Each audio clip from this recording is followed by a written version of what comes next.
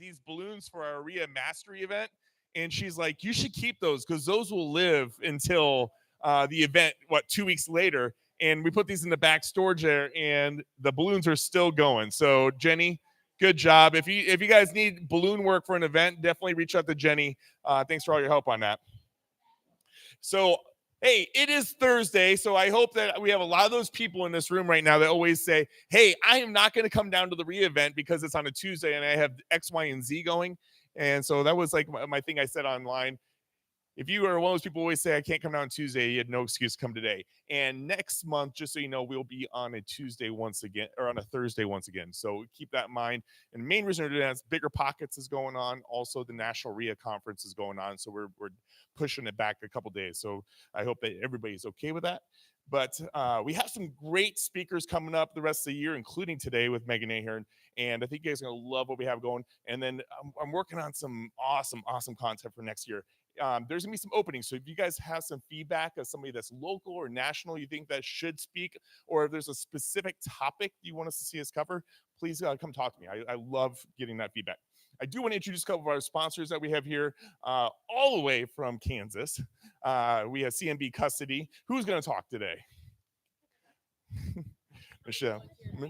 Michelle's going to do it. So, will you tell us a little about CMB Custody and what you guys do, and what makes you a little unique from everybody else that's around here? Because there's nobody doing what you do. There are very few people that do what we do all across the country. So we are IRA custodians, and we allow the purchase of investment real estate properties inside IRAs. There's a few different ways to structure it. You can buy it directly, you can do it through an LLC. But as long as you're doing it for just an investment and not something you're going to live in or use yourself, it's a great way. People ask, why would I do that instead of just buying it with my own money? When you're doing it through an IRA, any income you get is tax deferred or tax free if you're doing it in a Roth. So rental income that comes in, it's coming into the IRA, you're not paying tax on that. Capital gains, there's no tax. If you're doing a lot of buying and selling, you don't have that capital gains tax. If you have a traditional IRA, you are going to pay regular income tax when you take that money out of the IRA at retirement, but a Roth you wouldn't. So it saves you money on the tax side up front. It also gives you another source of funding if you're thinking, I want to buy this property, I don't really want to get a loan. I do have this IRA with a couple $100,000 in it that is invested in stocks, and I know real estate, I want to get that into real estate. It gives you that option. So that's what we do. We are about 2 hours south in Seneca, Kansas. We feel local though because we are a small enough town that everything's 2 hours away. So those are phone holders and and screen cleaners. Oh, And good one. You can just toss these. you can't. I definitely throw them at my fellow coworkers when I'm upset with them. Yes. Awesome. Thank you so much, and thanks for being a sponsor for another year. Appreciate it. So over here we got Jenny from Phoenix Restoration. Jenny's been with us for a few years, also plus sponsored I think every golf event and every other event we've done. Also, so shout out your balloon company and also tell us a little bit about Phoenix Restoration and what you're offering and the drawing tonight. Hello, everyone. Yeah, I have. This is my little side hustle, you guys. Party flare balloons. If you need corporate or just personal parties, I would love to chat and make your dreams come true. But I represent Phoenix Restoration. We do everything: fire, water, storm, and mold cleanup, residential and commercial properties. So that's pretty self-explanatory. I'm the one that you call when you're in distress, but I'm always happy to take your call. Um, as the seasons are changing, I do want everyone to think about, do I have that restoration company on my phone? Who do I trust? I don't want to have a pipe that's broken and my properties be flooded and I'm just Googling random people and I don't know anything about them. Please call us. It's always a free inspection for water damage. So I know that's kind of the mindset that we're all trying to move forward as we're doing our fall prep for our properties and going into winter. But happy to be a resource sponsor for REIA. We have a 10% discount for y'all, and always just happy to give you our best advice when those disasters happen. So thank you for having me. And we have a raffle. I think I have maybe 11 people. So these 11 people are the ones in the running. So if you want to get some whiskey and get some knowledge, we have some amazing books today. Please put your name in the bowl. We need some winners. So yeah, thank you guys. So we'll do the drawings for everything afterwards. So put a business card in here if you guys want. But first off, the Prosperous Coach by Orange Property Management donation, the Self-Esteem Guide for Women, and the Power of Transformation from iText. Where's iText at, Terry? There we go. So thank you for your donations. Also, what we ask, if you love the book, put your card in here, bring it back, and we'll redonate it, and we'll shout you and your business name out as a thank you for that. That way we can keep on returning that knowledge. It's something we love doing around here. A couple other things. Rob Fishbein flew in from Atlanta on Tuesday. Stayed at the hotel that night, so that he couldn't make it. So Rob wanted to give a shout out and said sorry he missed us, and he'll make sure he checks the calendar, even though we planned this event, I think, 6 months ago, Megan? She like setting up her headphones. She has no idea. Want to shout two more sponsors. Blackstone Insurance, Marty McGuire is our drink sponsor tonight. After the party is the party, and that's when we find the best networking happens. Here you get your knowledge, your content. Go over to the bar, you get your networking, find your deals. First round of beers are going to be taken care of by Blackstone Insurance, Marty McGuire. And so definitely check him out if you need anything with insurance, commercial or residential. I think he has like 25 lines that he works with. I do want to give a shout out also for tonight's event sponsor, our gold sponsor, and that's Liquid Lending Solutions. We have the privilege of having two of the four owners in today. Do you guys want to come on up and tell us a little bit about Liquid Lending and the services you provide?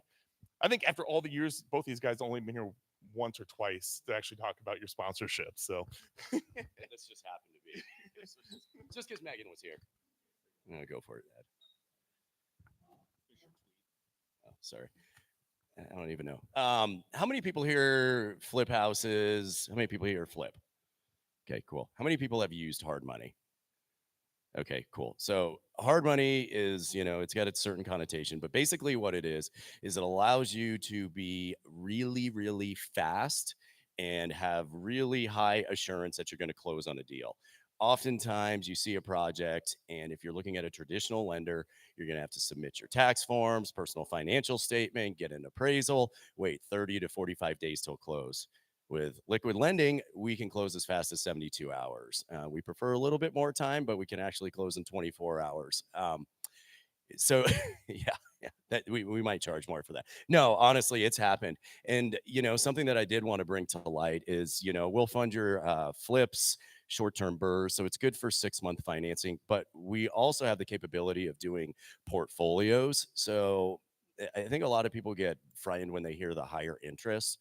But when you have the ability to take down a portfolio of 10, 15 properties, utilizing none of your own capital, get 100% financing, what you can do as the operator is sell off a couple of those, regain some profit immediately, and then focus on what you're going to do for the rest of the properties. Maybe you can keep some, maybe you can flip some of them. So I just wanted to bring that up. That is something that's, I guess, fairly unique for our company that most people don't allow. We've also done deals as big as $3 million, 48-unit apartment complex. The individual borrowed the money for us for 2 months. They were able to burr out of it. So basically $0 out of their own capital stack to own a 48-unit property. If they went to a traditional lender, they would have needed at least, $600,000, $700,000, $800,000. They probably would have had to bring in investors. They would have had to give up a portion of their equity. Instead, they were able to keep 100% of the deal. So here you can add on some of the important details. Colin Schwartz, ladies and gentlemen. No, everything he said. Love you guys. We've done 550 loans, most of them in Omaha, most of them for people that are probably sitting in the crowd right now. Love your business. Love you guys. Like Ted makes fun of me all the time for us not having a booth or doing more of this kind of stuff, but we're here to support the REIA and love everything you're doing. Thank you guys for coming tonight. If you want to talk about hard money, other types of investment loans, we're more than happy to speak with you about it. But we just want you guys to have a good time. Look us up, Liquid Lending. Colin Schwartz, ladies and gentlemen. Thank you.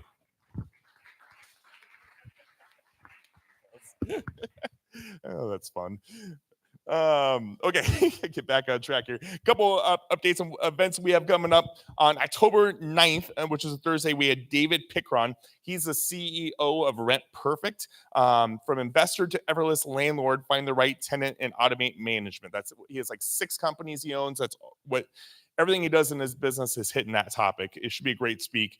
November 4th, creative fix and flip strategies with Casey Gregerson. I think we met Casey through Megan, and as we have so many people. December 2nd, I don't hear myself. Hello. I'm losing it. No, it's gone. I fizzled out. Okay. December 2nd, we have Jordan Downey navigating the new tax laws. I guess there's a ton of changes to cover. So that's going to be on December 2nd. And the January on is coming up, but I have to shout out that January 16th, we have our REIA Mastery Series, the Fix and Flip Formula. We're not announcing the location. We're not announcing our speakers yet, but if you do want to reserve your ticket now, we already have 16 tickets sold to that event. If you go out to the guest table on the right side here, there is a QR code with a calendar invite. More details to come, hopefully in the coming weeks. Owen and I are going to sit down and put that all together. Yes, so that's everything we have going on. I do want to shout out a couple renewed sponsors. Obviously, Jenny Castaneda, she renewed as a resource sponsor. Thrasher Foundation Systems renewed as a gold sponsor, and Midwest Removal renewed as a resource sponsor. So check out omaharia.com, go to the sponsor pages. You can get all the information on them. A couple podcast updates. Owen and Megan also, I should say, but Owen and I have a podcast called REIA Radio. We did a rerun of Byron Thompson. If you didn't see his event, I don't know, like 3 months ago, it was fire. And he's a phenomenal speaker. So we had him on, we replayed that one. And then what we're doing is we're interviewing the people when they're available that were at the REIA Mastery Series. So we just had Andy Corey in for the real estate rundown, and then Andy's Corey's segment from the REIA Mastery Series will be the podcast on Wednesday. We're interviewing Chris Pomalu tomorrow, and then Chris Pomalu's interview will be on the following Wednesday. So we're going to go through all the speakers that we had on the Mastery Series. There'll be an edited version of those, but I think you guys will love that. We absolutely loved it, and it gives us a chance to restock the calendar also. So, by the way, Colin, do you want to jump on next week, Friday, and be interviewed? Okay, good. Got that taken care of. Yes. Owen to fill you in. But without further ado, I know we started late, and I do apologize. So if you do got to go a few minutes late, feel free. But first off, good evening and welcome to the Omaha REIA. I want you welcome back to another killer night where there's no people sitting up here on the stage trying to sell you and trying to get rich quick. That's just not what we're about here. Now, tonight's speaker isn't just someone we brought in. She's someone who's been in this since the beginning. I think you've been a member, for 4 years, maybe longer, of the Omaha REIA. Megan, aka the Tatty Investor, is a longtime Omaha REIA member, connecting behind the scenes. And for that reason, the reason we've actually had Brandon Turn on the podcast not once but twice, and that's all because of Megan. She's made countless high-level connections that led to guests, speakers, and relationships that help build this community. She's our official backup co-host for the REIA Radio, and while she's spoken on a handful of panels over the years, tonight is her first time having the stage solo. Now let's talk about Megan's resume. Megan and her husband, Jeff, right next to her, they started their investing journey in a travel trailer. Since then, they built a portfolio of buying almost 100 properties over the years. They've launched a home staging company that does about 80 stages a year and operates Acorn Properties, which includes flips, rentals, and sober living homes. She also spent a year living in Maui with her family after a personal invite from Brandon Turner himself to join the inner circle, before deciding that she was going to really come back to Nebraska because he missed the chaos around here, I'm sure.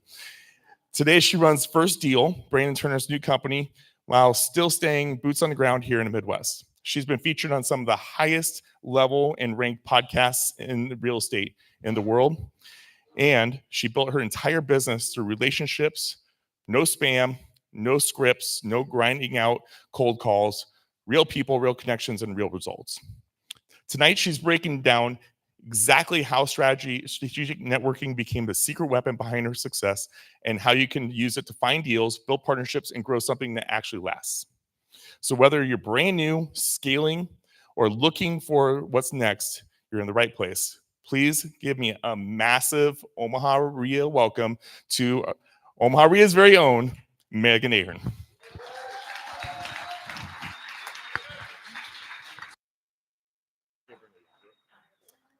I think I'm okay. Hey guys, what's up? My name is Megan Ahern. Ted just stole my entire presentation, so we can all go home. That was it. That was the whole thing. So I'm really short, so I feel like I'm too short for that. But yeah, I'm Megan Ahern. I'm the Tatty Investor. If you follow me on Instagram. So we got started in 2016. We started by buying this house on the left. It was a long distance flip in Albuquerque. Never been to Albuquerque. Didn't know anyone in Albuquerque. Lost 20 grand on it, but we kept going. We also at the same time bought a live-in flip that we ended up making about $80,000 on. But it was really just those two deals. And quite honestly, after losing 20 grand on your first flip, you have to kind of like re-ask yourself, is this what I want to be doing? Can you actually make money in this? But we had enough people around us with our local REIA that I said, well, if Jason can do it, anybody could do it, right? So we kept going. From there in 2018, Jeff got medically separated from the Marine Corps. He was in a parachute accident and got into a really bad back injury. And so we had to reassess, like, what did we want to do when we grow up? And we decided to go for broke on real estate. So we sold everything we owned in Southern California. We sold our house and we moved into this ratchet travel trailer.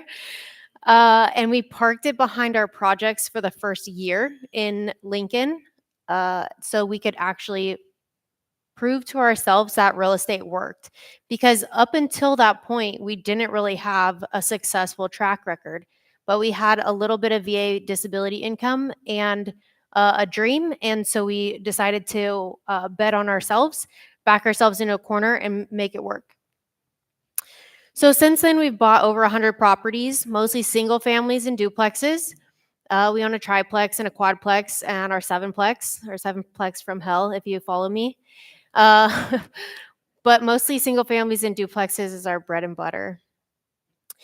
Like Ted said, I also own a staging company. We stage 80 to 100 houses a year in Lincoln, and we're both realtors. And Ted seriously stole my thunder, man. So we moved to Maui. Bro, I know. I'm just going through it. We moved to Maui for about a year to just be able to rest. We were working like 100-hour work weeks, really grinding, building our business. And Brandon Turner of the Bigger Pockets said, hey, you and Jeff should just move to Maui. And so we did. That sounded like a great idea. But we were also able to test our systems and get to a point where we could work maybe 10 to 15 hours a week and still be able to grow our business. That year in Maui was to date the best year that we had, because we had to really focus on the things that were important, which was relationships, talking on the phone, finding money, and then finding deals. But we were able to remove ourselves from the day-to-day of our business. So like I alluded to, we became really good friends with Brandon Turner. We lived about a block away. We hung out with him, his wife, his kids. Our kids all became best friends and homeschooled in Brandon's basement. It was super fun. But through that was also, Brandon has brought me on now at this point to run his first deal program, which we teach new and aspiring real estate investors how to get their first deal. And all of this was made possible through strategic networking. So that's just a little bit about me, but I want to know, like, who are you guys, right? Who am I talking to? How many of you guys want to buy real estate but have never bought a deal? Would you be so bold? Okay, there's some of you. What about, have you bought like 1 to 5 deals? Okay, you're in your new, fresh, it's exciting phase, your honeymoon phase. Awesome. What about 5 to 20? Who's in that phase? Cool. How about 20 to 100? Anyone over 100 deals? Yeah, all my veterans? Cool.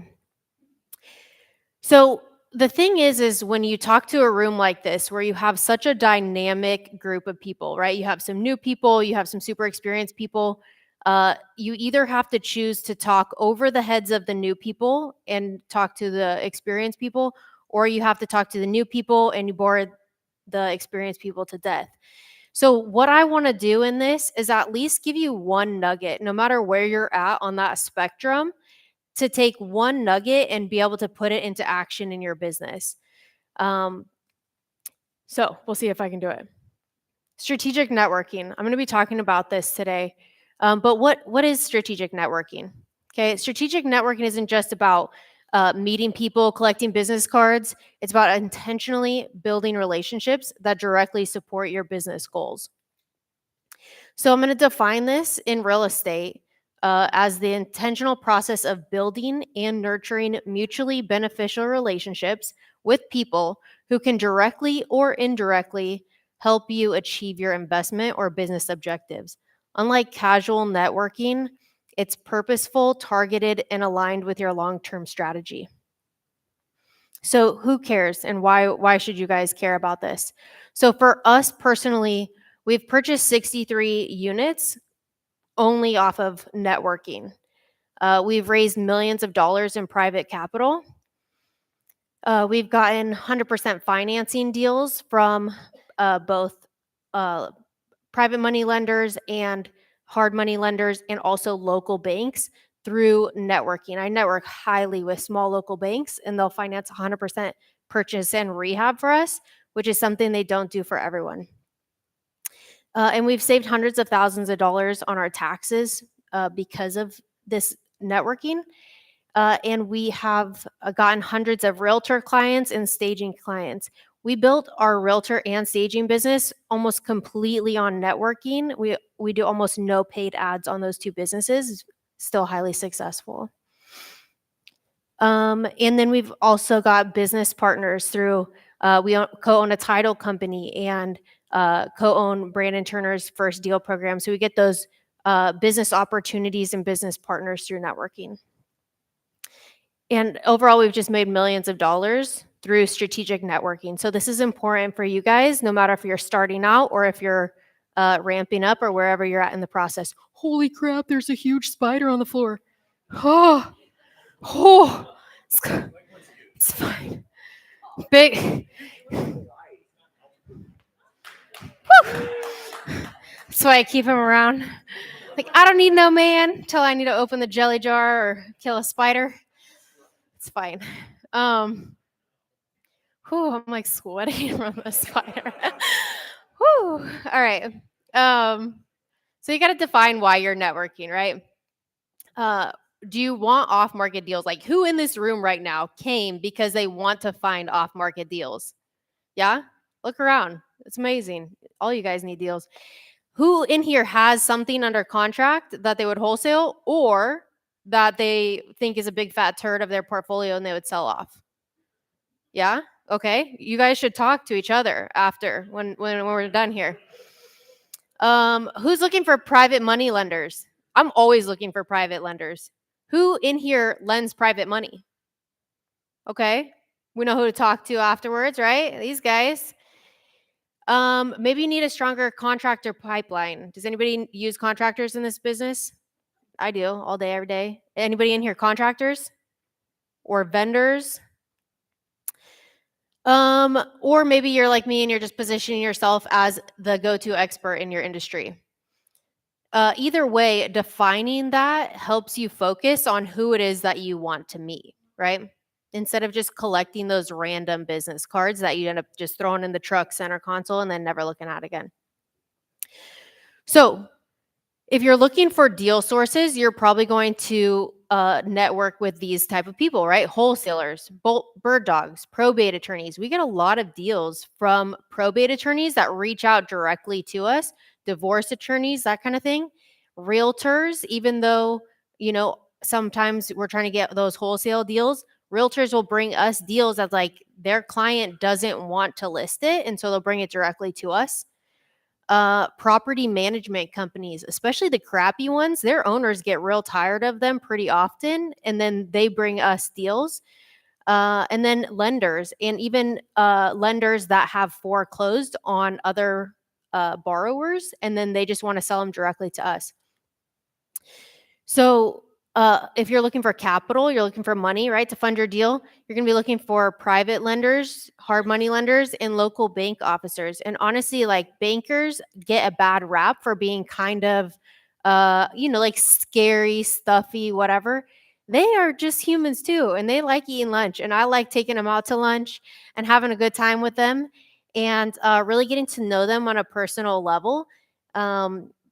Because it just helps broaden that reach, right? You also have your execution partners. So that might be your contractors, your stagers, your inspectors, your appraisers. I want to know every appraiser in Lincoln, Nebraska. I want to know who's going to give me the bad appraisal, who's not. If I want to do a midterm, I'm going to be able to pick who is going to value that higher because it's higher income coming in on that property, and who's not going to look at it as creatively. And then influencers and experts. So that could be other investors locally, right? It could be nationally. It might be somebody that you want to have mentor you, or coaches or podcast hosts to be able to get on Ted and Owen's podcast, or my podcast, I guess. We'll claim it. Social media voices too. Those are key relationships, but also community and professional connections are absolutely huge. So title companies, I call them like connectors, right? They know everyone who's operating in town. They know which buyers are buying. They know which sellers are selling. They know which lenders are doing what loans. They see every single document from those loan docs that they're closing at their title company, and they know which lenders are being creative and which ones are requiring big down payments, right? So I like networking with title companies so that they can connect me with other relevant people. And then CPAs, insurance agents, kind of the same thing. But city officials, like, how important is it for you to be really close with the building and safety guys? Like, if they know you by first name and they like you when they come out and do an inspection for your building permit, they're going to treat you way differently than if they've caught you 7 times with no permits and you be a jerk to them every time. Those people are just all humans. And if they like you and know that you're one of the good guys, you're doing good work in their town, they're going to respect you so much more. And when we, in Lincoln, Nebraska, I think it was maybe 2020, 2021, they didn't have any Airbnb laws there. And they were about to start regulating the Airbnbs.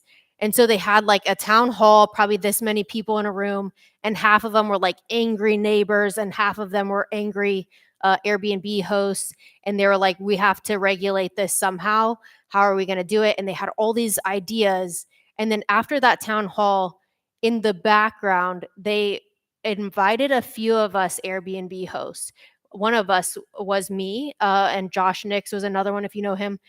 But we were able to influence how those regulations actually played out because we had that network and we had that brand to say, hey, we're some of the good guys and we get that you have to regulate this, but let's do it in a way that's responsible and doesn't just kill all of our businesses.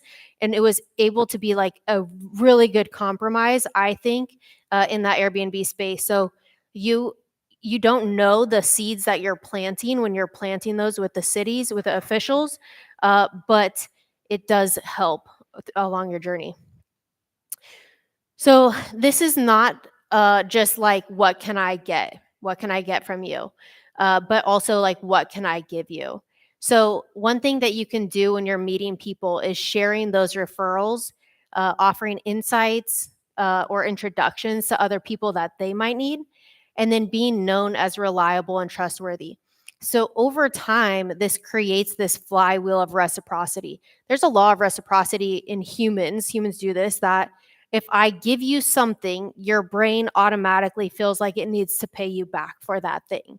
And so if you know that that's how the world works, that's how humans work, you can just be giving and giving and giving and giving and know that the world will return that back to you, or like karma or whatever. But it becomes this flywheel of reciprocity where you're sending out opportunities, you're connecting people, and they're making money, and it will come back to you. And it'll come back to you in weird ways. So, like, I went through all of these key relationship categories, but the fact of the matter is, like, if you're looking for deals, but you're networking with these execution partners, like, we have gotten deals from inspectors, we've gotten deals from contractors, we've gotten money from contractors, like our plumber decided to lend us private money. And so you might be networking for one thing, but you're also going to be getting other options from other people, right? The main part of this is that you have to be consistent. To be successful with anything, you have to be consistent in it. That might be going to these local meetups. Obviously, you guys are all here, so you've decided this is important in your life. But it might be that, might be going to super high level national meetups, right? Conferences, those kind of things.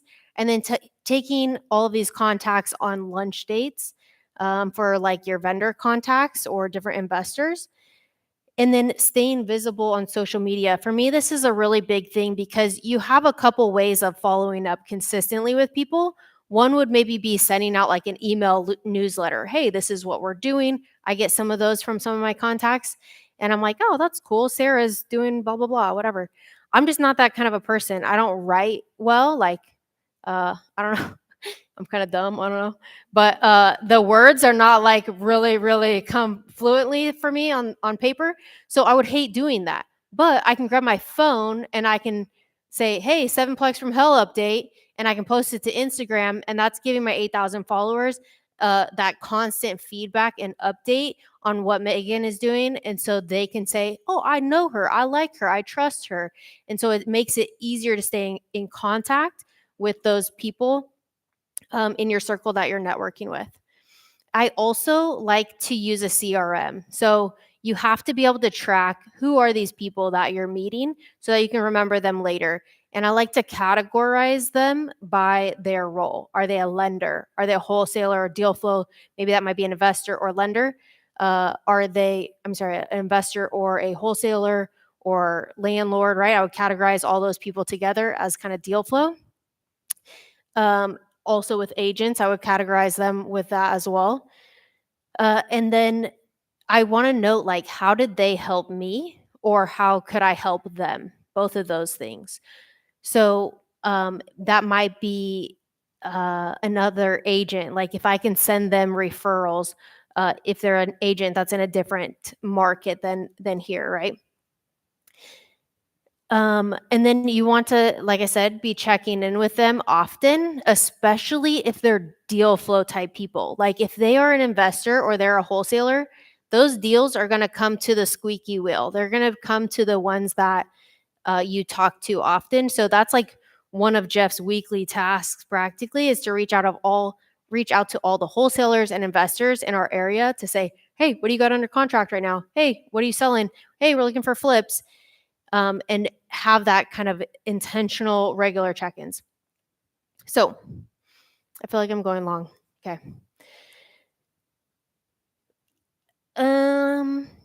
Your networking should compound over time. Your network itself should get bigger and bigger, and also your people in your network should become more successful because they're within your network, because you're connecting them in a way that's making everyone more profitable.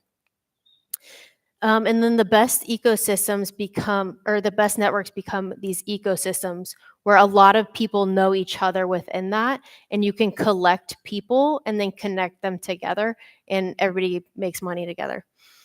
So, like Ted had alluded to, I have gotten pretty close with some big name folks. Over here on the left, I don't know if you recognize the bald guy. That's David Green. He was the host of the Bigger Pockets podcast for a long time. The guy in the middle is Jay Papasan. He wrote The One Thing. Super good guy, and his wife Wendy, like the queen of Keller Williams. And the guy on the right, obviously Ryan Pineda with the pink hair, and Brandon Turner. So how do you get from over on the left? I had pretty much just met Brandon, was a bit starstruck there. And how do you get from that to going on the private jet to moving to Maui? How do you actually create that relationship instead of just like a very surface level interaction? Another one that we got to hang out with quite a bit was, or Jeff did, was Robert Kiyosaki. And if you guys haven't met him, he's kind of a weird dude, but um, he's a whole vibe. But Jeff got to do security for him at an event, so got to hang out with him for like 3 days, and they became besties because Jeff's kind of a weird guy too. So they like each other a lot. Yeah, we'll get him here. But anyways, I think this was the most eye-opening thing for Jeff because he hadn't been real up close and personal with these guys like Robert Kiyosaki, like Brandon Turner, up to this point. But he was like, these people are such weirdos. And I'm like, you mean Robert? And he's like, no, like everyone else that comes up to him, they're just so weird. Like they do weird stuff. And I'm like, oh yeah, that's just a thing. So brings me to my next point. Don't be a weirdo, okay? And it should go without saying, but it needs to be said because for these people, if you're trying to get close to them, if you're trying to actually create a relationship with them, I think it's probably one of the most important things is to not be a weirdo. So what does that mean? Places like Jeff had to literally clear the room before Robert Kiyosaki went in and keep people out because people will corner him at the urinal and be talking to him. That's weird. Don't be a weirdo, you know? Stay out of the bathroom. They come, they line up, they want to talk to him, either Robert or Brandon, and they're like, you're so amazing. I love you. I've read all your books. You're so great. Da da da. You changed my life. And then what happens is they start into this very detailed monologue about some very specific, intricate detail of their life. And you see like the people kind of glaze over. They're like, how much am I needing to actually retain this information? And then they ask, so what should I do? And it is the hardest question to answer. Even if you're brilliant at what you do, like these people are, it's a really dumb question, and it makes really dumb answers. And so they're like, I don't know, if you don't know what you should do in your life, why would I know what you should do in your life? So this is Brandon in that exact situation. On the left, he's leaning in, right? See his body language? He's leaning in, he's listening, he's being attentive. Then he leans back and he goes like this. Oh, because he knows what's coming. It's going to be the, what should I do? And on the right, he's like, I don't know. Like, I don't know. And at one point, the guy's like, well, I could, and he's like, sure, yeah, whatever, do that. It doesn't matter. Like, why would it matter to Brandon? And it's a hard question to answer, and it's awkward for people. So you have to ask better questions. To do that, you want to lead with curiosity. Instead of like, can I mentor me, or what should I do about this intricate detail of my life?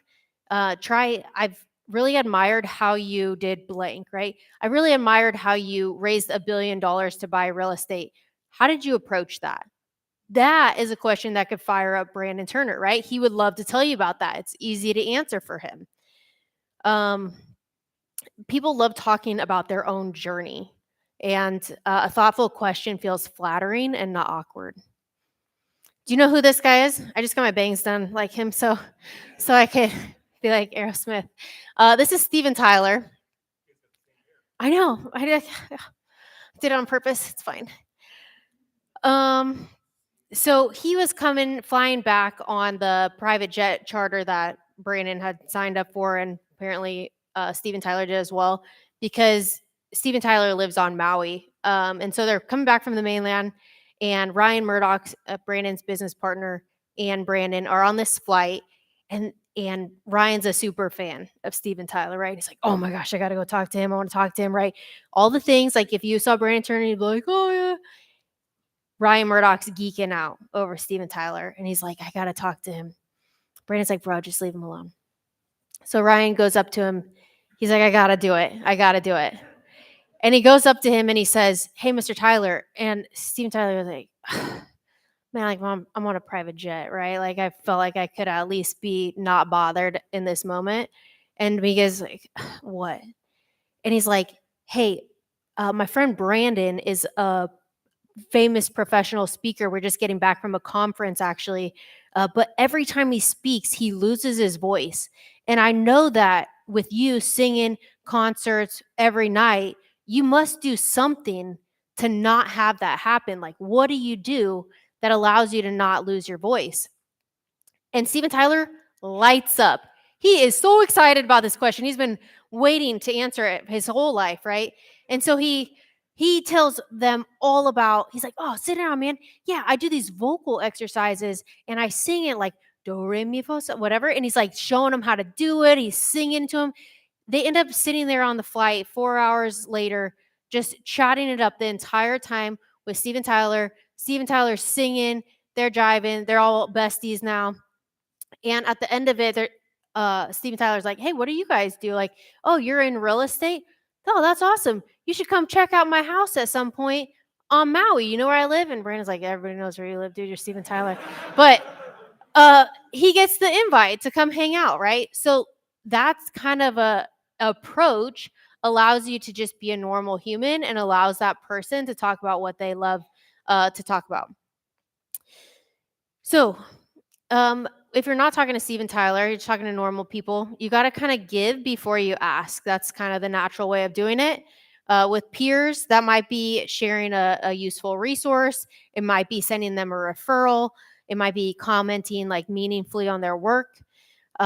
With semi-famous people, it might be sharing their content or recommending their book or podcast or sending a thoughtful message.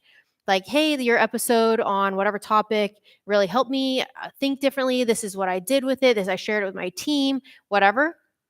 But because you give, you stand out more than 90% of people because most people will just take. Like recently we met a new investor, aspiring investor, and he came over to our house. He was like bugging us, like, please, we'll just do coffee. We'll do this, whatever. And I'm like, I don't want to get a babysitter to have to hang out with you. So just come on over to my house. We hang out with him. And he's like, please, will you mentor me? I'll work your leads. I'll do all this stuff. But it puts burden on the person that you're asking to mentor if you do that. And then a couple weeks later, he calls and he asks to borrow $10,000. And we're like, bro, we don't even know you that well. Like, that's not our business. Like, what are you even talking about? And he wants to buy this house and he's going to sell his other house. And we're like, on the MLS? He's like, yeah. Like, oh, cool. But you're not using us as an agent? But you want to be able to borrow $10,000 from us and like ask so much of us? It's just weird. So give before you ask, right? For me, with David Green here, I had met him at BPCon actually in San Diego and sat across the dinner table with him, chit chat, had a great conversation, exchanged information. And then a couple months later, I saw him speak at Limitless conference, and he was the keynote. He talked about quantitative easing, and it was a brilliant keynote. And so I went back and I filmed like a little reel and posted on my Instagram about what is quantitative easing. I gave him all this credit. Oh, this is a brilliant keynote, blah, blah, blah. And posted it and then tagged him in it. So he had sent me this text and said, hey, Megan, it's David. I just wanted to say that the video you made about my keynote was super good and I'm proud of you. And I was like, David, who? Because you got to keep these guys, being able to fit through the door. You can't get too big of a head. And he sent me this stupid selfie. I was like, yeah, I know. I'm just kidding. I just couldn't help it. So But from there, like he knows who I am now, right? He's put that in my mind of, hey, I'm going to share his stuff. I'm going to talk well about him, and he gets to kind of follow along with my journey. So the thing is that you need to ask better questions. You have to make them feel interesting, appreciated, and not drained, and just be a normal human and have fun with it. So you also need to ask better questions when you're getting to know these people. Bad networking questions are like, what's your best advice? Can you mentor me? What should I do about this certain situation in my life? Better ones are specific, thoughtful, but they're easy to answer for the other people. Um, a example of this might be, what's one mistake that you see new investors making that's easy to avoid? Another one might be, what's one thing you're excited about in your business this year? People love to talk about their business. They love to talk about their goals, right? So this is one of those things that's very easy to answer for them, but you can get to know them on a deeper level. Or if you're starting today, how would you build momentum? Or I've noticed that you've done a lot with whatever, flips, burrs, syndications. What's been the biggest learning curve for you? These spark good conversations without making them your unpaid coach. So, what did I learn from all of these big old guys that I network with? This guy here, Indar Lang, he taught me when I went to the first Maui Mastermind about cost segregation and bonus depreciation. Does anyone know what that is in this room? Cool, handful of you guys. So at this point, I was flipping houses, probably about 15 houses a year, and I was trying to write off as much as possible so that we wouldn't have to pay big taxes on our capital gains. But Indar is flipping, he's the biggest flipper in Hawaii. He flips probably about 20 or 30 multi-million dollar houses, like $3 million houses. He's making multiple six figures on each flip. So he was like, oh, I don't pay any taxes. And I'm like, what are you talking about? So he told me I can do cost segregation and bonus depreciation on my rental properties to offset all of my flipping income. So ever since then, I started doing that, and I haven't paid any income tax since that point. It's an absolute game changer. If you don't know what it is, you can ask me after, but it's fantastic. So Jay Scott, he wrote the book on flipping houses. If you're new to flipping, if you're new to any real estate, like if you're going to be burring or doing any kind of construction, the book on flipping houses is like the bomb. I absolutely love it. Love Jay. He's super brilliant. But he really taught me that I need to hire sooner. Like a lot of times we as people, as entrepreneurs, we wait to hire until we're ready or until we have enough cash to hire or whatever. We're like waiting for some certain moment that we feel like we're going to be ready to hire, and you don't ever really get ready. You have to hire before you're ready to do that in order to scale up and scale out of your business. Sarah Weaver, anybody know her? She's a local, right? She taught me about midterm rentals, and we just started kind of pivoting to that within the last couple years. I reached out to Sarah and was like, hey, how much are you getting for your midterms in Omaha? She sent me the listing, and I was like, daggum, that can't be right. And so I'm like asking her questions. She's like, have you read my book? I'm like, oh, I'm being a weirdo. Sorry. Yeah, I'll just buy your book, and instead of having to ask you all the questions as you already put in your book. But that was huge for us. Taro here on the right he was flipping like 100 houses a year in Seattle. Absolutely brilliant flipper. But his biggest thing is that you need to be very, very detailed on your scope of work for your flips and completely plan out the entire thing and get bids for all of the work before doing any demo or doing anything on the project.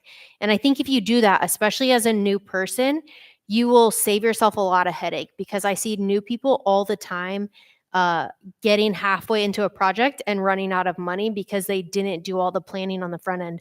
But it's so easy to say, hey, I don't want to I don't want to have this holding cost of 3 weeks of holding costs to plan out my flip in the beginning.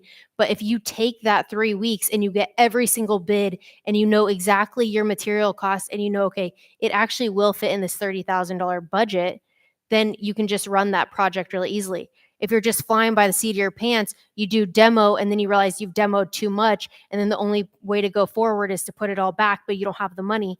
That's when new flippers a lot of times get into trouble.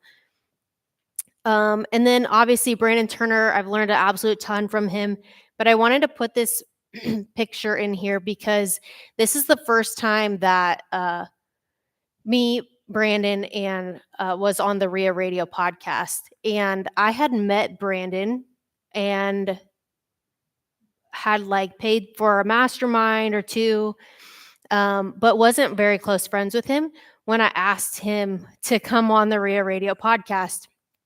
But I had asked him, hey, could I ask a favor of you? And he said, yes, anything. And I was like, damn. I was going to ask if he would come on the REIA Radio podcast, but he said anything. Yes, I'll give you anything. Say the word and I'll give it to you. I could have asked for whatever I wanted, guys. Anything. I could have asked for the moon. He's got 14,000 units. I could have come up with something better to ask. And I said, fine. Will you come on my friend's podcast? And he's like, your friends? It's not even your podcast? I said, no, it's not my podcast. It's a stupid ask. I said, no, it's just this guy. It's like Todd and Owen and Omaha. But they're nice. They're really great. It's a really cool podcast. It has like 3 viewers. They're all in Omaha. It's totally fine. No. But I said it would really mean the world to them. And from that moment, he realized that he wanted to be my friend because I would ask when I could have asked for anything. I asked for an ask from my friends to be able to connect them and push their podcast forward other than for asking for myself. I was able to be on the podcast with them, a super fun podcast episode. But that changed the trajectory of our relationship. And it changed the trajectory of Ted and me and Owen's relationship because I then, get to co-host sometimes. Brandon has also taught me recently in this last year or so. He's been teaching millions of people this for a long time, the stack method. Has anyone heard of the stack method? Okay. It's essentially that the first year you get into real estate, you buy a duplex. The next year you buy a quadplex. And then the next year you buy an 8-unit building. Then the next year you buy a 16-unit and then a 32. And then pretty soon, within 5, 6, 7, 10 years, you're buying these massive buildings. And it sounds so good when it's written in a book. It just doesn't really actually work like that a lot of times.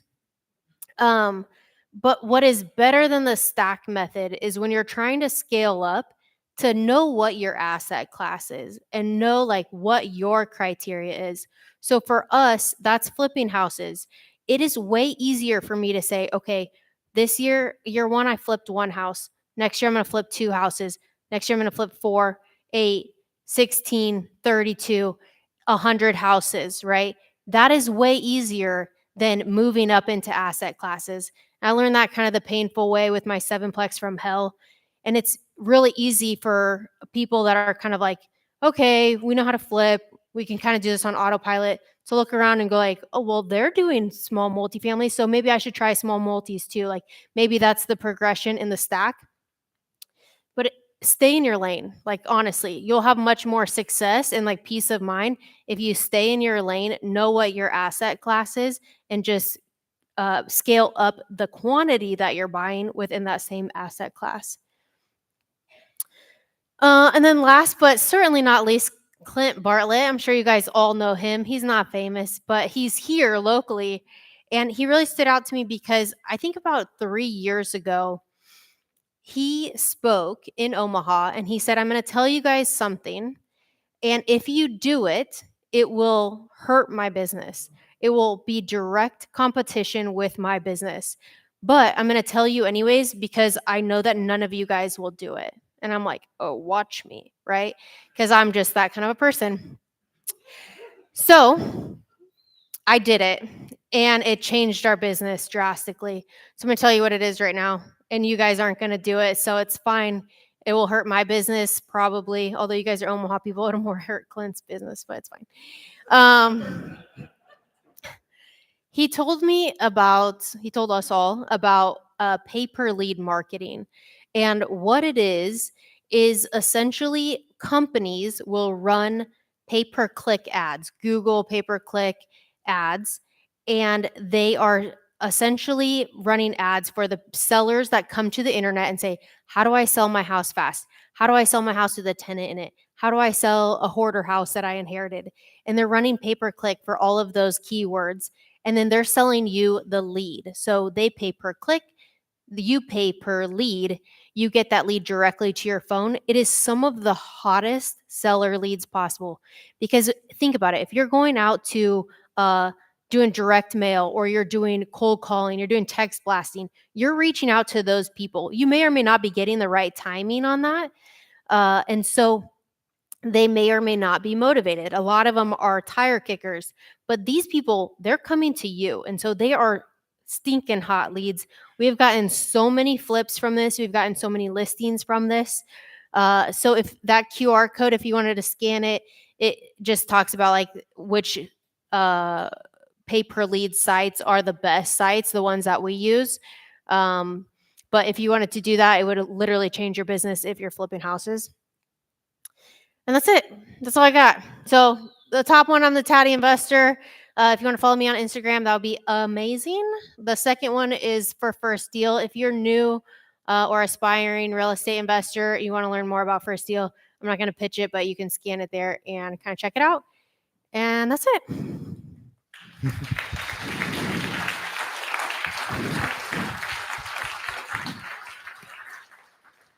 We have a microphone set up in the middle. So if you guys have questions for Megan, please come up to the microphone and ask them.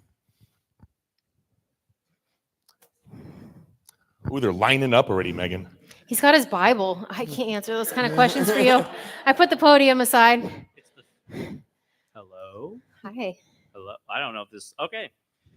It's the fifth gospel. But all right. So first question: what's one thing you're excited to do this year? Ooh. I am super excited for the First Deal program. So for so long, I have been just owning my own businesses. So this is a whole new leaf that I've kind of moved into, where I got a job working for First Deal, but I also run that entire program for Brandon, and I own equity shares in that. So that's something to me that is super fun, to actually be able to like grow a much larger business and really be able to create massive revenue potential in that. Nice. Got a second one. Yep. So when you were saying you paid zero taxes, you know, when I'm forgetting, I'm blanking on that. I think it was Indar, but the zero taxes, what he's doing is flips in Hawaii. Now, isn't the caveat, correct me if I'm wrong, excuse my ignorance, but isn't the caveat with that, like you pay zero taxes, but then if you want to get a loan from a bank, it's like, you made no money. What are you doing, you weirdo? Yeah. So that is the beautiful part about doing the cost segregation and bonus depreciation. So previously we were trying to write off all of our income. And so that was the problem, is banks go, well, but you don't have any income. And we're like, but we are making a ton of money. We're just like taking business trips and we're doing all, and I bought a truck and I depreciated it, right? All these things. But with cost segregation and bonus depreciation, so cost seg is, let's say I buy a rental house. Let's say it's $250,000. If you take that asset, you are going to depreciate it for your taxes. Most of the time, it's depreciated over 27 and a half years, with just normal depreciation. If you're doing a cost segregation, you're going to split out the costs of things that could like go bad per the IRS earlier. So because of bonus depreciation, we're essentially taking about $50,000 of depreciation year one, and then the rest of that we're taking over the next 27 years. But what that allows us to do then is go, okay, if I'm going to make $500,000 flipping houses, then I need to buy 10 rental units to offset that gain. And the lenders will then add that depreciation back in because they know it's not a true loss. It's just a paper loss. It's like magical, right? It didn't cost us anything for that. So they're going to add the depreciation back in, and lenders will say, oh, look at, you made $500,000. You're very bankable, but we don't have to pay the taxes on it. Awesome. I'm curious. So famous and semi. What are the parameters for that? I'm just There's kind of no parameters. I don't know. If you're walking down the street every time and you get like oh, are you Brandon Turner? I would call you famous, I think. I don't know. And I wanted to know for, I believe I heard in the number one podcast, Omaha REIA Radio, where it said that you did an Oxford House program. Can you kind like, I don't know, maybe we could talk later, but if you want to answer, was the story kind of behind how that kind of fruition? I thought it was really interesting, and yeah, if you want to share. Yeah. So we've been sober for many, many moons at this point, but we had a employee who was just got out of rehab, and he was living in a hotel. We were driving him back and forth from our job site to the hotel, and he was like, "Hey, I got this new place, and can you drop me off at this new address?" And I was like, "Yeah, sure." And so we took him there. He told me the address, and I was like, "We flipped that house, and they turned it into a sober living house. So tell me about that, right?" And so again, networking. He told me all about it on the tenant side. And then when we had a big house come vacant, we had him connect us with the people running that programming, which is the Oxford House program. And we were able to turn that big house into an Oxford house, a sober living house. And from there, we've bought, I think, 4 others in the meantime. Oh, we can clap Yeah. for that, I guess, if you guys want. That's awesome. Thank you. Yeah, thank you. Phenomenal presentation. Thank Thank you. you. Thank you. What obviously you have mitigated some risks and some high pressure stakes. So that's amazing. But what are some things that you do throughout your week that you know I'm locked in? I'm good to show up. I'm ready to network and be at my best. What are some key things that you do outside, like ice baths, for example? Or are you really like a workaholic? Or like work out? I hate What are you? cold What plunging. disciplines? It's not that, I can promise you. Definitely working out. I think it keeps me sane, but it also energizes me for the work that I have to do, for sure. And then, I think a lot of times after we get success, it's really easy to be like, oh, you have to have the perfect morning routine, and we go to the gym and we do this, and like you have to carve out this time. And the fact of the matter is, like, when you are getting started and when you're growing in your business, you got to freaking work. Like, that's what you need to do. Like, it's not about ice baths and like working out and like work life balance. Like, you gotta freaking just get to work and like do whatever it takes. And then as you get successful, you're like, oh, it's the ice baths. No, it's not. Stop it. There's 100-hour work weeks for the last 5 years, Thank you. Yeah, you're welcome.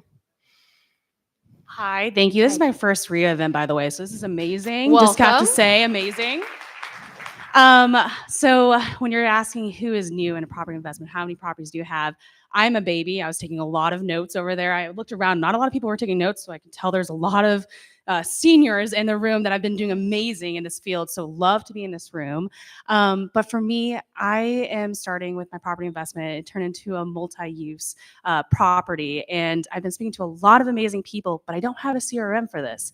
You mentioned systems important. I'm a Yep. creative. I'm an executor. Systems is where I lack. What is your CRM? We Or what do you recommend? Yeah, we do everything through Podio. So we run all of our businesses through Podio. I've built out the back end of First Deal on Podio. We run our flips, our staging. I have all my like contractor CRM through there, lender CRM. The problem with Podio, I love it because I'm a Podio nerd.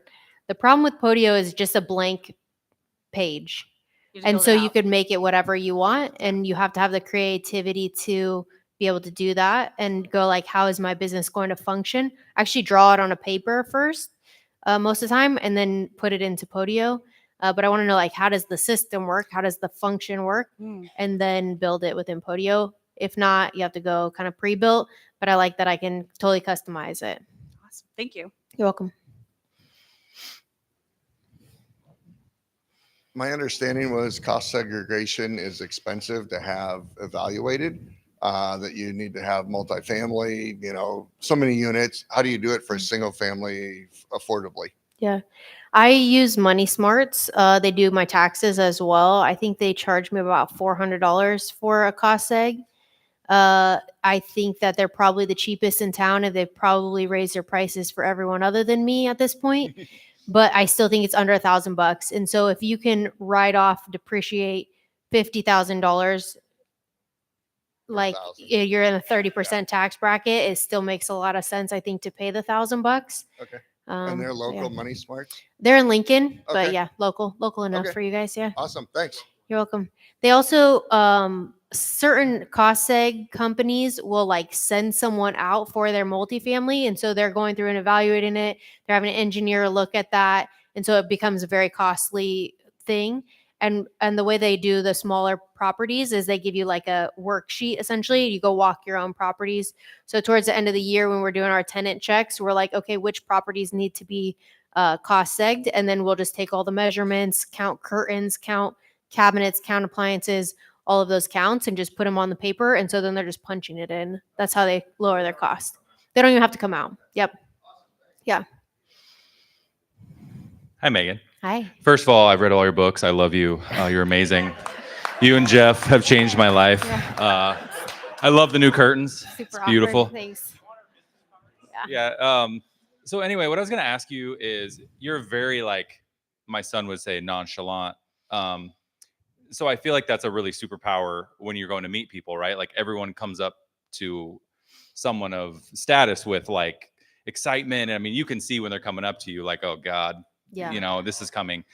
So what kind of mindset can you help us get into when, like, so I'm an extrovert. I just want to talk forever. Yeah. And my wife is the opposite. She's very shy. Like she almost needs a door to open first. So what kind of mindset can you get into, especially if you're going to meet someone, like Kiyosaki or anyone like that?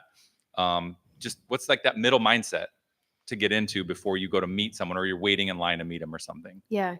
You have to really think about like, how do I, it's such a hard thing because you have to, on one hand, be a totally normal human. On the other hand, you have to be kind of memorable, right?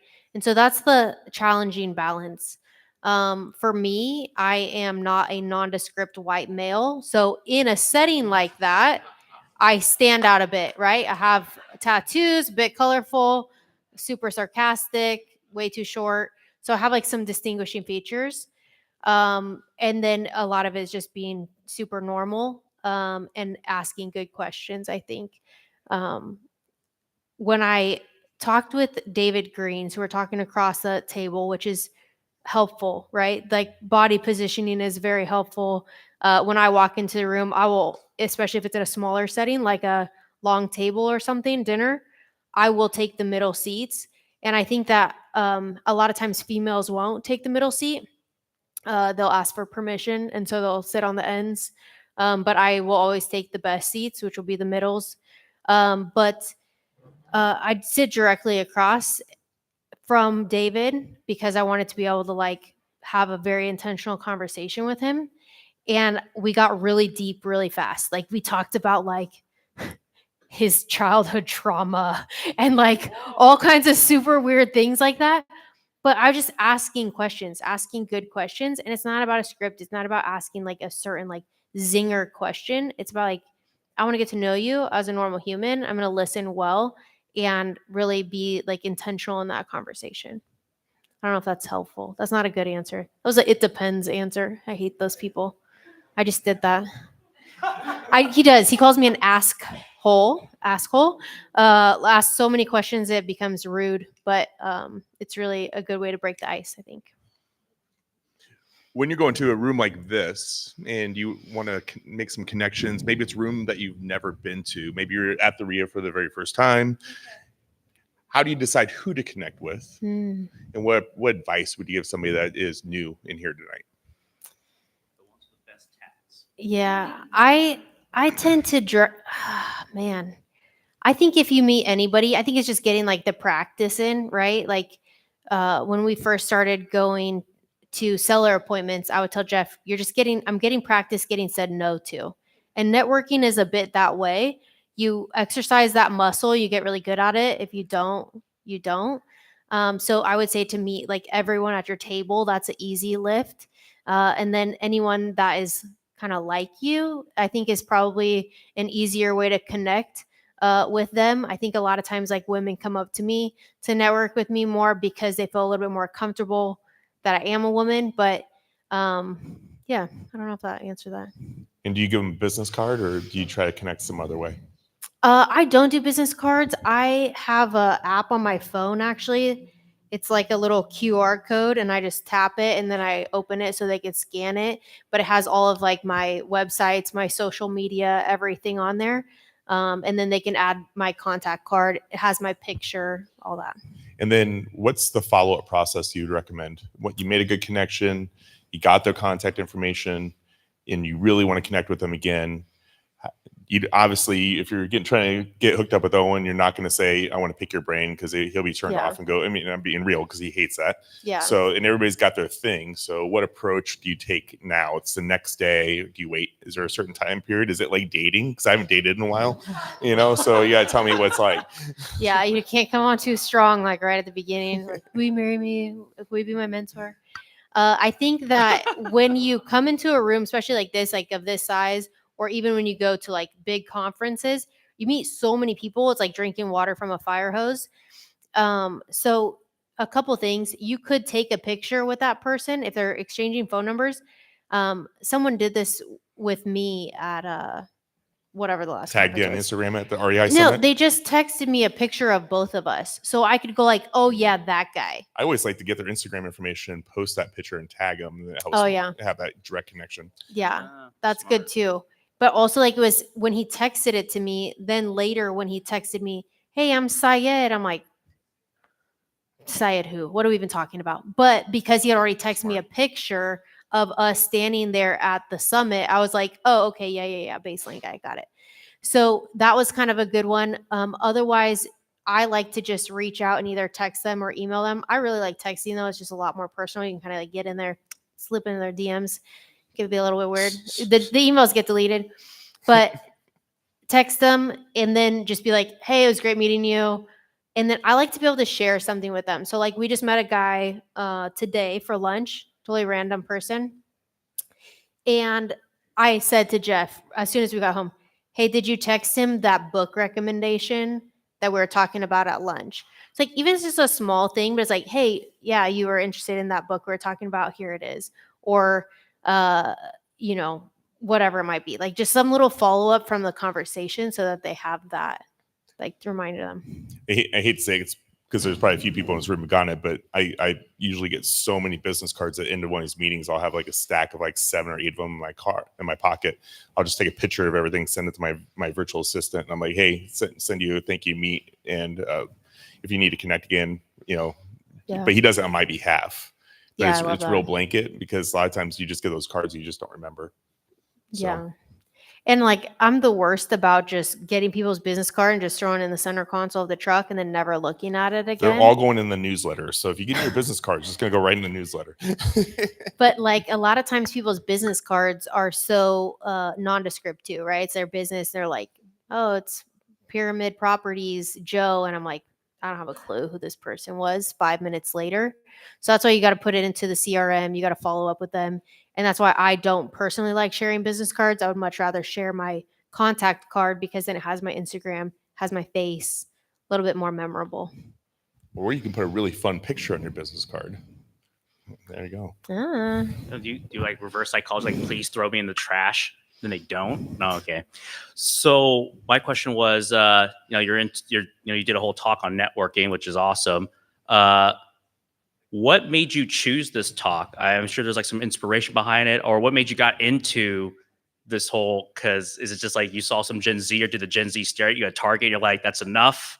I'm putting my stake down against this. Or Yeah. like, where's the inspiration from? Just as you're hanging out with a lot of these guys, you realize that like I guess I didn't realize personally that people are so awkward and such weirdos. Like everybody's a weirdo when they meet them. So I was like, this is kind of relevant to everybody. Even if you're very experienced, you don't want to be a weirdo when you meet these guys. So Last thing, did you listen? I guess no one reads a book. Listen to any books or anything that kind of helps with your people skills, or you just kind of went out there and mastered the craft, basically? yeah. There's a book called How to Win Friends and Influence People by Dale Carnegie. Yeah, I read that really early on. I think that was monumental. But a lot of it's just practicing, just doing it. I think chapter 2 said smile. So that's great stuff. Cool, thanks. You're welcome. Cool. Going once, going twice. Man, that was a good Q&A session. Give a round up for Megan Hood, a Taddy investor. Megan, I'm not too short for this, so I'm gonna bring it back. Guys, did you love that? Oh my goodness, Megan has probably been the most, probably besides, I think you've actually been interviewed maybe 6 times on a podcast. Also subbed in probably another 6 times. So we have a ton of content on with Megan. So if you want to check out more of her story and backstory, definitely check out some of her interviews. I think you were in the first 10 episodes of that we ever did. Yeah, it was don't judge us on how we did the interviews back then. So real quick, there is a bowl back there here in about a minute. We're gonna do a drawing for all that stuff, including whiskey. Jenny, can I put my card in there? I don't know. Okay, dang it. So put your card in there, and if you win, we'll shout out your business and what you do also. We got tons of giveaways. We got like, what, 5 things we're giving away? Those are pretty good odds. Love that. Couple things. Just a reminder, at the end of the event tonight, we'll be at the bar, WXYZ bar at the end. There's live music going to be playing tonight too over there. And if you guys are going to the Bush concert tomorrow, the whole band is staying here at the hotel. So watch out for the band Bush and all the for everybody from the festival staying in the hotel this weekend. So yeah, you got to come up here. You got to come. We can use the advice we got from Ryan Murdoch about just go to Gavin, and just like, hey man, how do you keep your voice so good? We want that advice. And you have a 4-hour conversation and get invited back to the room. Who knows? Not like that. Gosh. So thank you to Blackstone Insurance for that, for the drinks, and thank you to Liquid Lending to be our event sponsor tonight. And Megan, you kicked ass tonight. Thank you so much. Appreciate it. Thanks for doing this. And they better have the football game on when we go there because I want to see what's going on. I miss football. I'm excited. Before we go, we do have an open mic going tonight. So if you have a property to sell, you have a business you want to shout out, if there's something that you're looking for in your business, maybe you're looking for a rental, this is the time. I'm going to give you an example, and this would be great. Hey, my name's Ted, and I have a 5-unit Airbnb on 24th and Vinton. I'm asking $500,000. It brings in $9,000 a month. I want to sell it, and that's what I'm looking for right now. So if you need an Airbnb, please let me know. I'll send you the folder. That's what it's like. So there's a microphone. It is yours, and take a minute for everybody. I'm Michael Schluter, the founder of Omaha Heal Center. So clean we heal, carpet, upholstery, area rugs.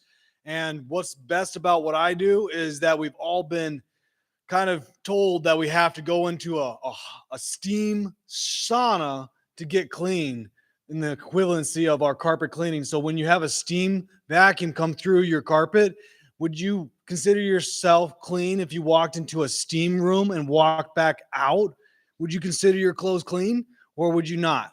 That's what our carpets are being treated like. And that's why I am helping our community have the best care for your carpet needs, upholstery, rugs. It's truly like new. And if you check out my company on Google Maps, it says like new. So I'm just saying that's where I help you save money, because it's $2,000 to replace a room of carpet at $6.67.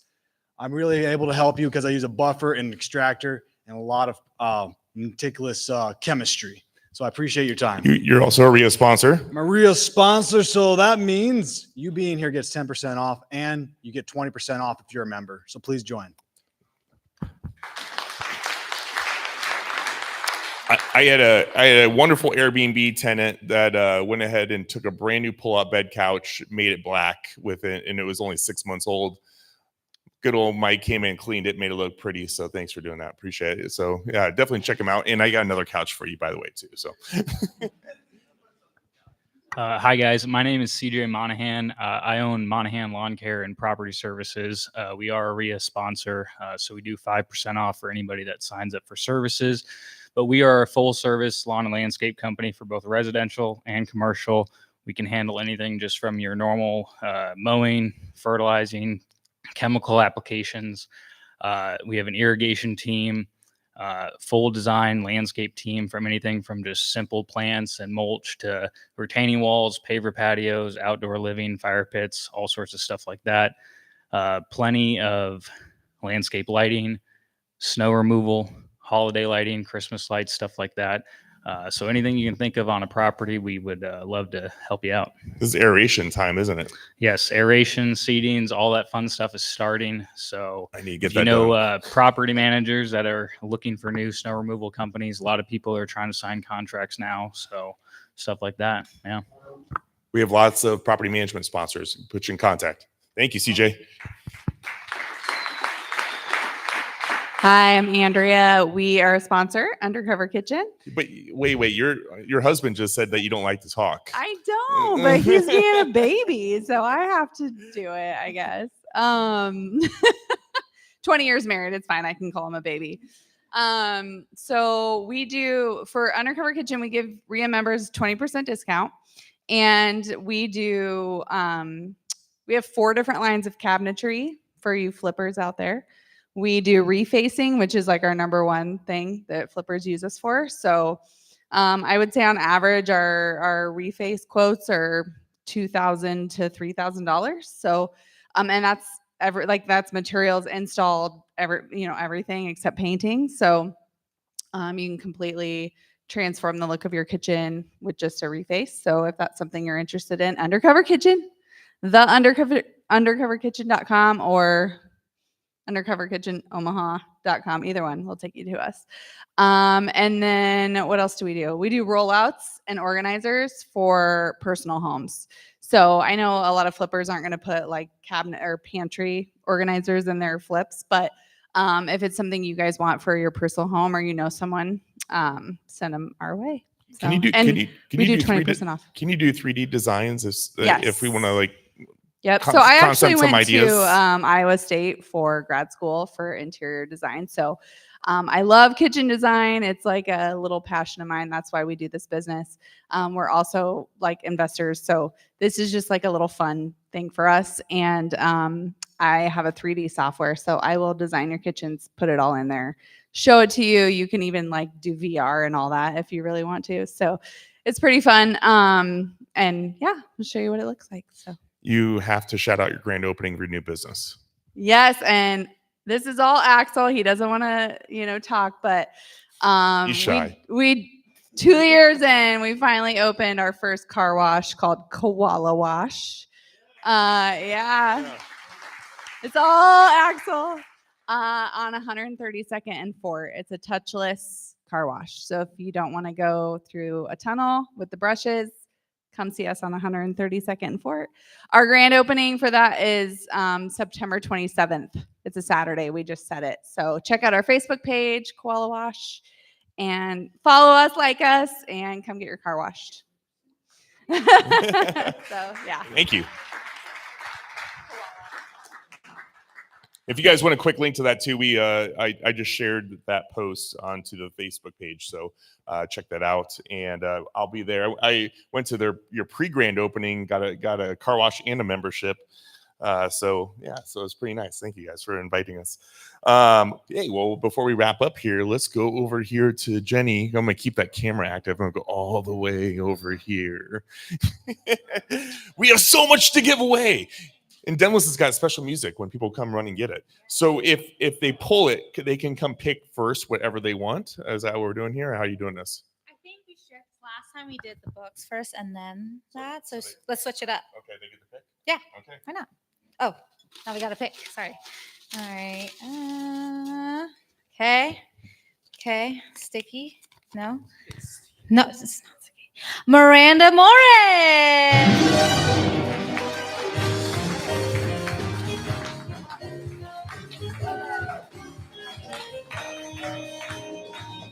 You have so many options, Miranda. Now you have to guess the price within $10.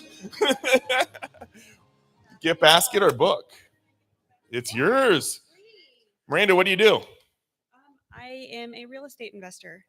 Yes. What do you invest in? So far, I'm brand new. I'm one of the babies in the room. So, single family homes, and I'm want to get into lease to owns. So what are you looking for right now? Single family homes. Just single families. If you got single family, hit up Miranda. She's looking. And I'm even interested in the, what did you say, the turds in the group?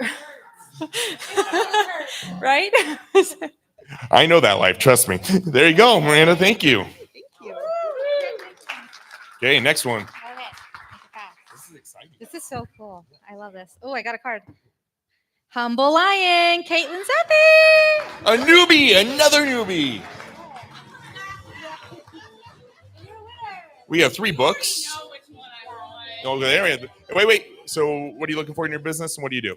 Sure. I own Humble Lion Consulting. So I do branding, social media, organic marketing, and fractional business development. So I'm actually representing Modern Hive interior luxury design, where we specialize in residential homes over $1 million and amazing award-winning commercial properties as well. So talk to me after if you want to talk. Thanks for coming. We're learning so much today. This is way funner than the normal drawings. I don't know why. Okay. Oh. Guy Williams. Guy, where are you? I already know the answer to this, but Guy, what do you do and what are you looking for in your business? I'm a pediatric anesthesiologist, and I'm interested in storage units and just starting. And you found the REIA from me putting a flyer inside the gym locker room, so that's kind of fun. Good pitch. Yeah, I've been doing it ever since now. Thanks, Guy. Appreciate it.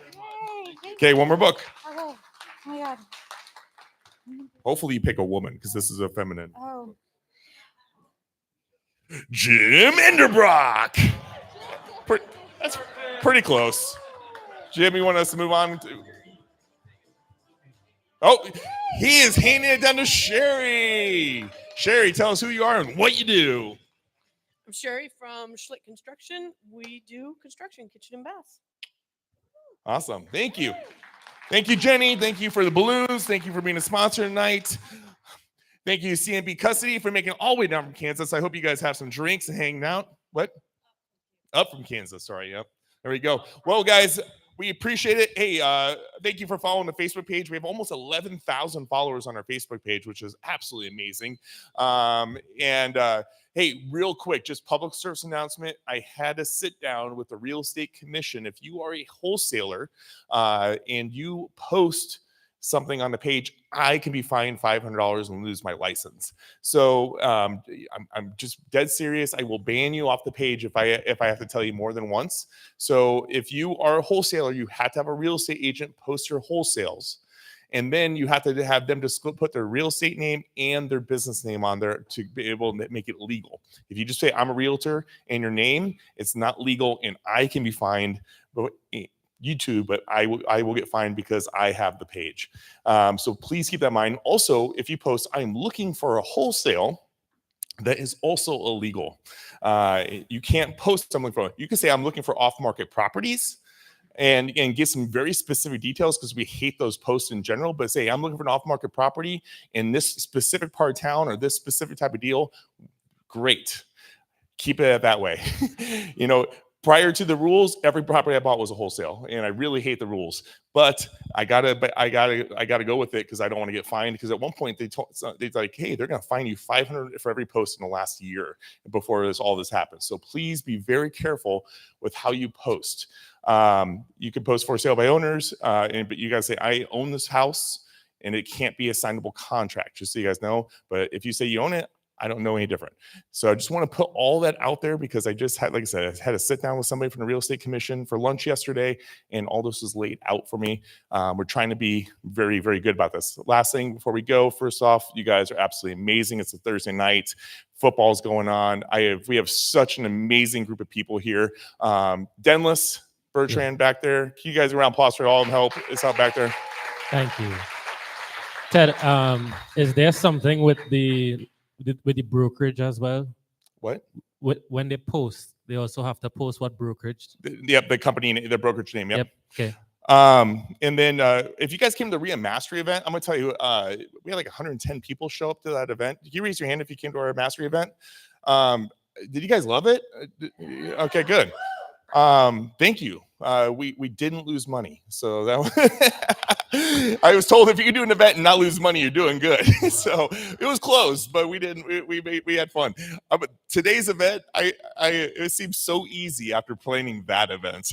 I was like, I used to plan for a day and a half for this event, and then today is like 1:30, and my assistant did some work, and I'm like, you know what? I'm gonna go ahead and go and set up now. Normally, is I set up the day before or in the morning, so this is easy.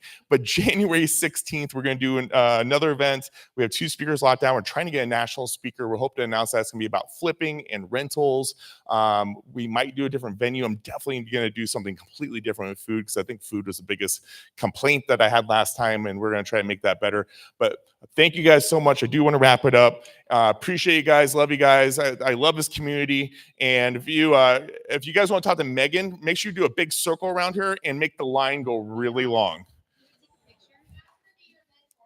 Hey, can everybody stand up for a picture for Megan? She's gonna post it.